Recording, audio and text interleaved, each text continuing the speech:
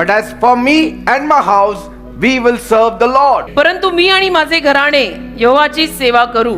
Let me say this plainly and very powerfully this morning. आज या सकाळी मला अतिशय स्पष्टपणे आणि सामर्थ्यवान रीतीने तुम्हाला सर्वांना सांगू दे. Drawing the line at the front door means पुढच्या दारापाशी रेष ओढणे म्हणजे that we decide आपण ठरवत असतो. We decide what is allowed in our lives. आपण ठरवत असतो की आपल्या जीवनात कशाची परवानगी आहे आणि कशाची नाही. We decide what is allowed in our homes. आपण ठरवतो की आपल्या घरात काय येऊ शकणार आहे आणि काय नाही. We decide what we allow in our minds. किंवा आपण ठरवायचं असतं आपल्या मनात आपण काय येऊ देणार आहे आणि काय येऊ देणार नाही. We decide what is allowed in our future. आपण ठरवायचं की आपल्या भवितव्यात आपण काय येऊ देणार आहोत आणि काय येऊ देणार नाही. Whatever crosses this threshold आणि जे काही या उंबरठ्याच्या पलीकडे जाईल must come under God's authority. ते सर्व देवाच्या अधिकाराखाली आलं पाहिजे.